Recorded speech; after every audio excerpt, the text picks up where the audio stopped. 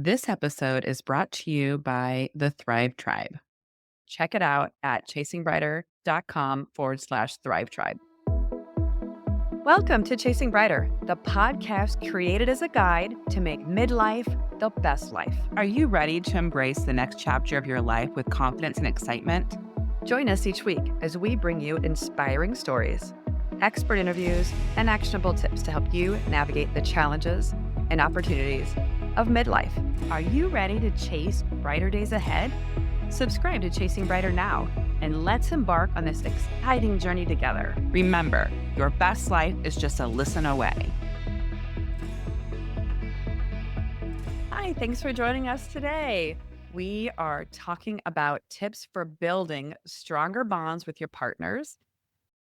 This is at the heart of connection and fulfillment, building strong, lasting bonds with our partners.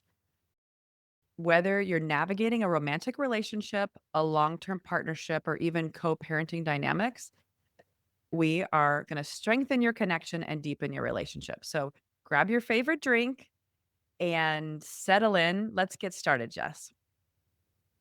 So let's begin by talking about the importance of emotional connection. Okay.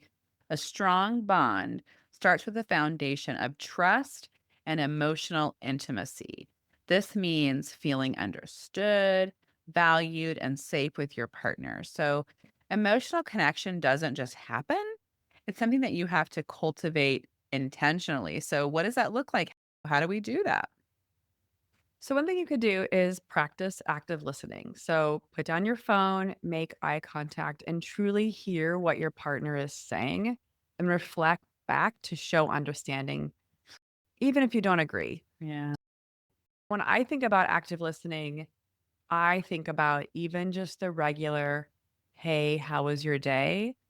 And truly listening to what your partner has to say and then asking some more questions about it. It's easy to be like, how's your day? Oh, good. How's yours? Oh, good. And you move on and really work. I challenge you to work to go a level deeper. And I've been trying to do that myself with my own partner on really practicing that active listening and going a little bit below the surface of the conversation. Yeah. We also can be open and vulnerable. Share your thoughts, feelings, and fears with your partner. This builds trust and shows that you value their support. So, yeah, you can ask, like we've talked before about intentional questions instead of how was your day, asking what was the best thing that happened to you today or how did you help someone else? A very specific question, but then we can get deeper, right? Then we can really share what's happening. We can have time with your partner and say, "Hey, I'm really worried. I'm worried about what's going to happen when our eldest goes away to college," or "I'm struggling with this." Going to your partner for support. The other thing when it comes to emotional connection, our last tip here is really about regular check ins with each other, asking questions like, how are you feeling about us? Or what can I do to make you feel more loved? These are conversations that can really uncover hidden needs and concerns. And these don't have to be, you know, super, you don't have to carve out a specific time of day.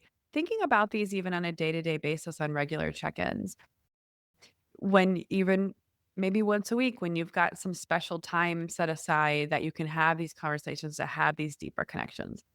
Just for me and my relationship with my partner, emotional connection is the one area that was like really difficult for me because I have a hard time being vulnerable and I also neglecting my emotions. And so these have been really key when Brian and I went through couples therapy, having a regular routine and a habit of having these kind of deeper conversations.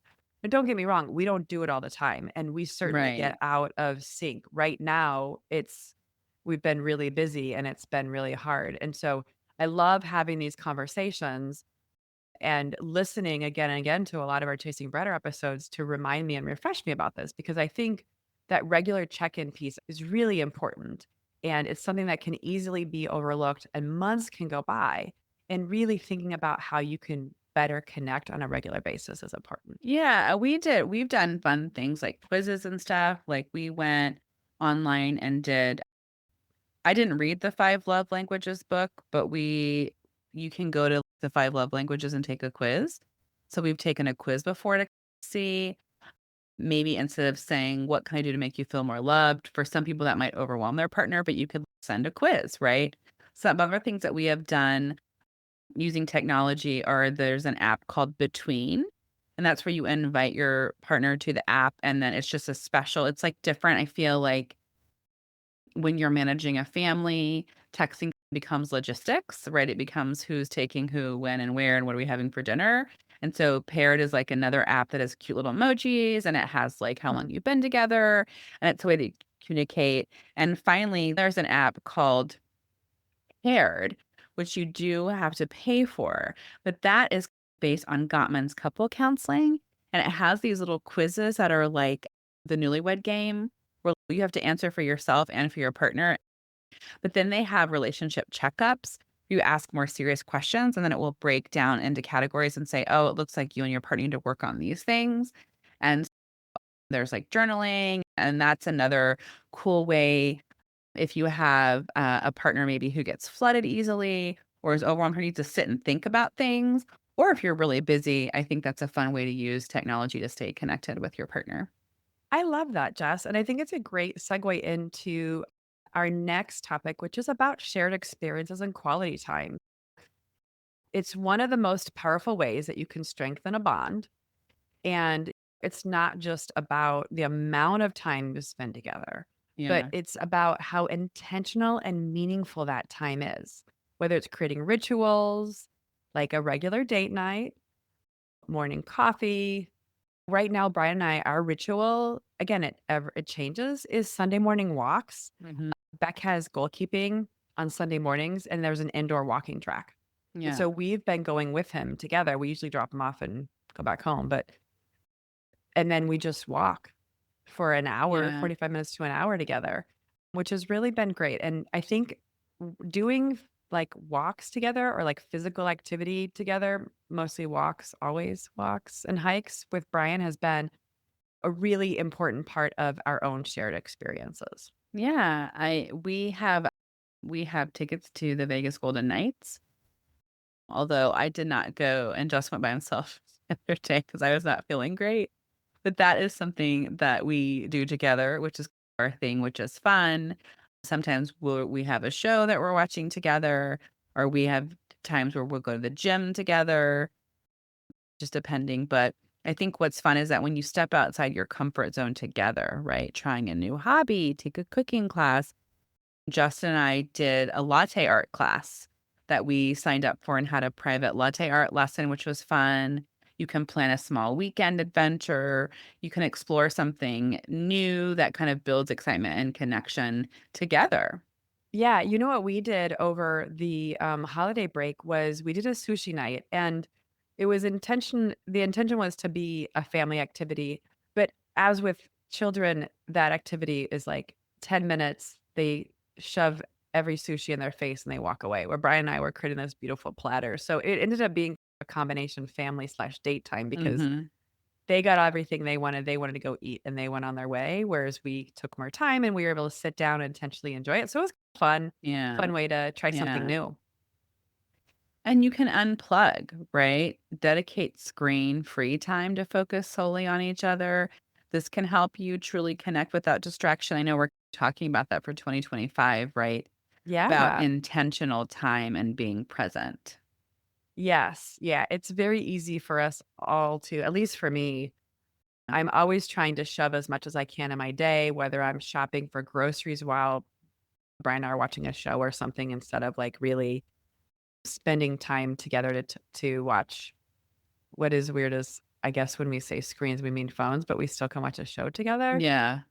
I didn't really think about that It's part. like only our unplugging is one screen. Yeah. No. But I think as we're talking about this, it's like we're breaking it down into 4 different strategies, 4 different ways that you can build connection with a long-term partner. And a third segment here is conflict resolution and growth. Now, we've talked before about those 7 strategies that experts said couples who are happy and stay together. Yes. Everyone fights, right? There is no relationship without conflict. The key to a strong bond is not avoiding disagreements, right? It's learning how to navigate them constructively. And healthy conflict resolution strengthens your connection rather than tearing it down. So these are just follow some tips on how to resolve conflict and grow from the conflict. So the first one is pause before reacting. Take a deep breath, step away if needed, and approach disagreements with a clear mind. I think about the Gottman method, and they talk about when you're flooded for couples. So when our heart rate goes Mhm. above 100 beats Mhm. per minute, we're flooded, which means rational brain went offline. And so that looks different for everybody. For me, we think of fight or freeze. I'm a fighter. Yes. My partner freezes, and we were married almost 20 years before I realized that was him being flooded because it would piss me off. He would just like, sit there quietly. And I had to realize that was him being totally flooded. And so we had to learn to be like, oh, hey, I'm flooded. I'm going to go upstairs. I'm going to listen to music for 20 minutes so we can come back and talk again. So, really noticing when you need to take a step away so you're not just reacting. Yeah, and also use I statements instead of you statements. Instead of saying, "You never listen to me," try, "I feel unheard." And it really will reduce the defensiveness. This one is Yeah. really hard, and I'm still working through it. But I do know that what I've learned along the way with relationships is it's the blaming of the you isn't the thing. It's more of your feelings because they're just feelings. And so I've learned that when you use those I statements and you say how you feel, it helps the other person understand where you're at without putting them into a defensive position. Yeah. Yeah. And with that, it's like focusing on solutions. This is another Yes. Gottman tip, but it's like when you say, I feel blank when blank, and then offer a solution, right? Collaborate to find a way forward rather than continually rehashing the past. I do wanna say that's something that my partner are really good at is just, like, finding a solution. It's really funny. I don't know if I shared this on the podcast, but, like, we really don't raise our voices. We don't really fight, and he made a comment, we were at dinner with the kids, and it really made me mad. And I was pushing back with what he was saying and calling him out on it, and we were going back and forth, and so then we excused ourselves, we went to another room, and we were still talking, and the boys, like, knock on the door, and the 14-year-old, "We're really upset, like, we're really upset right now that you guys are fighting and that you guys are gonna get a divorce."